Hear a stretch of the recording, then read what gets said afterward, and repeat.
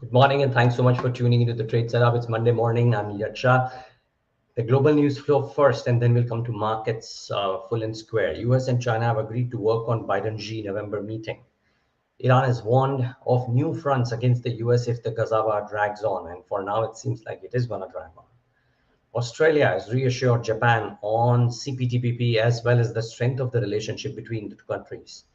And in markets perspective, Asian markets are lower, even as the US futures trade in the green. Remember, it's a very important week as well, and I'll come to that in a moment, but it's a week full of central banking meetings. The US stocks ended Friday um, a bit wobbly, at least the Dow. And keep in mind that it was the NASDAQ which held my attention because that was the oversold one. The Dow had hardly got sold out relative to the NASDAQ, and therefore not surprised at this move. But the US futures, as we speak, are trading in the green, and that is a key point to know. But Asia is not.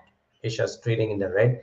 10-year yield is circa 4.86, 4.87. Volatility is northwards of 20. Dollar index 106.5. No big changes there. After a up move in Friday's session, let's see what the gift nifty is indicating, a start which is in the green. Let's wait and watch if that is what happens, and that's what gets hold out. Now, what happened on Friday is interesting, right? I mean, in case people have forgotten, one, that despite the move on Friday, we ended with the worst week of 2023. But the bank nifty on Friday increased by 1.19% to close at 42782, led by PNB and Bank of Baroda. The broader indices, though, ended negative, but a clutch of stocks actually saw some intraday recovery from lows. I could have gotten a list, viewers, by the way, of stocks that gained the most from the intraday lows, but that's just the list is just so wide that it would have taken some doing. Net, just know that while the indices may have done what they have done, a clutch of names which had gotten beaten down bounce back with a vengeance from those intraday lows. The Nifty PSU Bank was the top gainer, followed by Nifty Real Estate. So that's to be monitored. Now, what's the trade setup, therefore, in such a scenario? I think from the positioning that and the data that I've observed from the notes of experts, large index shorts still exist and may lead to some short covering if the pullback continues. Now, will it continue? I don't know. And there are two experts with very different views, and I'll come to that too. But large index stocks, note that it still exists. And from a derivative perspective, if the pullback moves on, then we might see some short covering. Let's see. The issue for the medium trend players as opposed to the short trend players, if any, is that they have to ponder over the festive fervor and cues coming in from the festive season, those billion day sales or whatever you call them, and how consumer is picking up, etc. All of that will show up versus the fact that we are entering a busy election season and disappointments out there might wane on the medium term. Indeed, in the run up to the elections as well. So for the medium trend players, there's a large more important an issue as opposed to very long term players or looking beyond May 2024, as well as the very short term players who might just have a bit of momentum on their side. Pharma companies, decent numbers over the weekend, I thought, and that's one space that is to be watched out for. Capital market stocks, another pocket to watch out for. Just the kind of names, viewers. Just keep this in mind. I was talking about capital market players when Angel One came out with its results, or when IFL Securities came out with the results, and the stocks are probably 22% higher than what they were when they posted the results. And the strength in the capital market flows because of all of us, people who are reporting, people who are investing, people who are watching, is just so strong. And the options activity each single day is just so strong that the earnings for some of these brokerages seem very, very strong. 5paisa.com was up, I think, 4-5% as well on Friday. So this capital market plays, pharmaceutical companies currently, all of these seem poised for maybe a decent move. And of course, can't forget the rate sensitives. But the dichotomy exists, and two very strong names on the technical side usually are on the same side, but are different this time around. So CK Narayan says that the gapped up move of Friday could well be the onset of a rally that may unfold over the coming week. He's talking about a short-term rally, by the way, but he's talking about a rally. In some sense, Gautam Shah is saying the same, that this 19,200, 250 area is a bigger resistance and ceiling for the time being.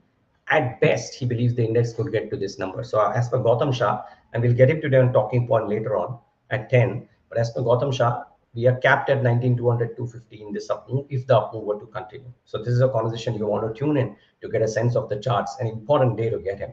The other point is, though, can we actually do slightly more than that in this week? That remains to be seen. Remember, like I said, it's a very busy and important week because it's a week of central banks uh, with the BOJ, Fed, and BOE. And while Fed and BOE are likely to stand pat, which is not move at all, BOJ might tweak policy again. And if indeed they talk about some, or give some inkling about maybe a hike coming up anytime soon, that could set the cat amongst the pigeons because BOJ happens tomorrow and the Fed follows. So could speculations run wild is the question. I think Tariq Hussain put it very well in his blog as well about the same. Let's wait and watch. Okay, stocks to watch, and it's a long list, so I'll quickly rush through it.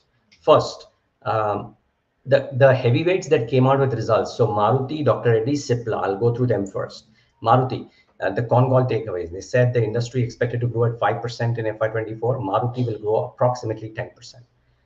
There is a 23% market share in SUVs in Q2. They've really ramped up their market share, I must say, Maruti, from being nowhere in the SUV game to actually being quite out there is pretty strong.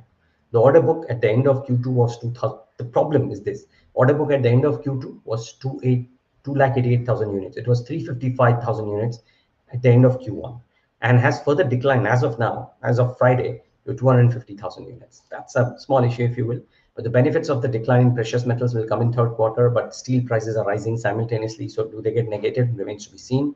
Favorable FX as yen is depreciating against the dollar. Now, can the BOJ change that as well? Because that will be on the top of mind of BOJ as well. So all of these are moving parts, but net, I think the call looked strong. The second one is Dr. Reddy's. The numbers, the call, etc., all of that notwithstanding, the issue for Dr. Reddy's is this. The formulations unit in Hyderabad got 10 US FDA observations.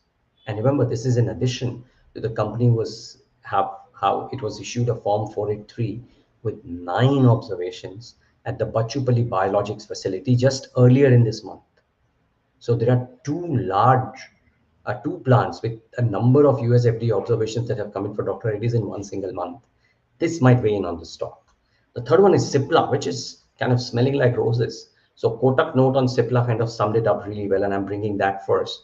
So they have an ad and a target price of 1320. They say that Cipla beat theirs and the street estimates handsomely for the third consecutive quarter. The commentary stays optimistic. They have raised the US sales and EBITDA margin guidance again. Launch timelines of the key US molecules stay unchanged, which is also something to note. And Kotak says that despite the regulatory setbacks, they expect a robust 20% EPS CAGR over FY23 to 26. So between the two, which is Reddy's and Cipla, and both of which came out with numbers which are okay, I somehow think people might be more sanguine to bet on Cipla. But Reddy's numbers were not bad, just that the US FDA issue might bog it down. Keep in mind, I thought PPL Pharma came out with a good set of numbers too. That's a stock that is largely flattered to deceive, not perform. Can it do a performance? That's the key question, which is why I said that Pharma is a pocket to watch out for. Now, what else? Big boy Reliance Industries and ho-hum quarter, and there was Ambit as a sell, somebody else as a buy. I thought HSBC summed it up well, so I just brought that note. They have a hold, a target price of 2460 from 2420. They said reported Q2 numbers largely in line with consensus. The outlook for O2C remains weak.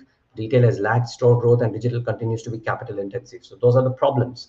But there are benefits as well. If the 5G spend abates at some point of time, that might make it less capital intensive, which is good. So HSBC lifts target price as they tweak earnings and roll forward their valuations. The reason I brought HSBC is because the view on Reliance is split right down the middle between brokerages as well, between people who looked at the numbers too. So not enough clarity there, unfortunately. Where is clarity?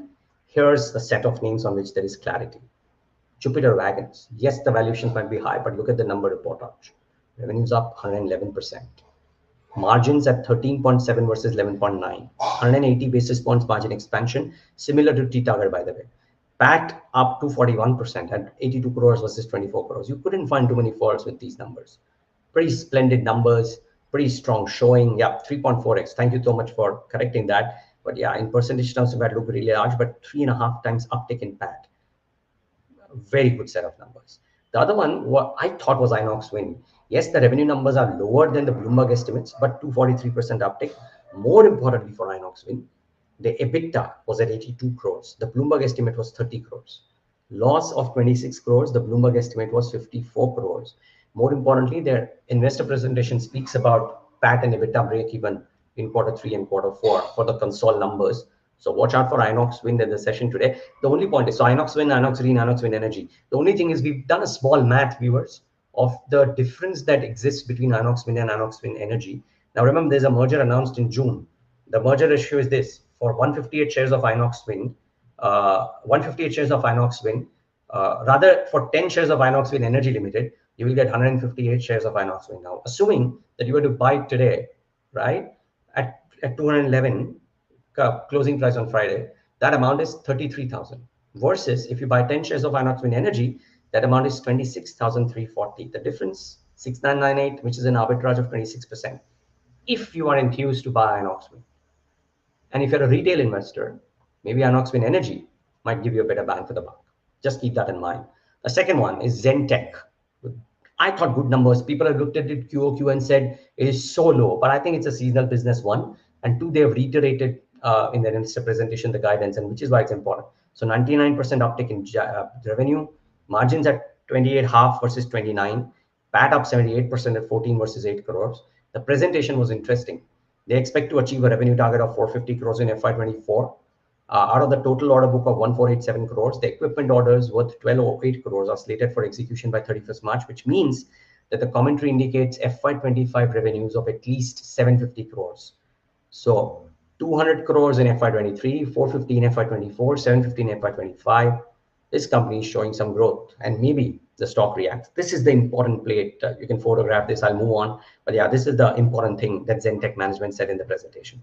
BEL, the revenues were flat, but margins expanded, PAT expanded, and therefore do watch out for BEL. Watch out for Oberoi Realty. Revenues is up 76%. EBITDA margin expanded, reported PAT up 43%. But the BMCs asked Prestige Estates to stop construction at the Mulund site because of to tackle Mumbai AQI. Could it happen to the other listed Mumbai players as well?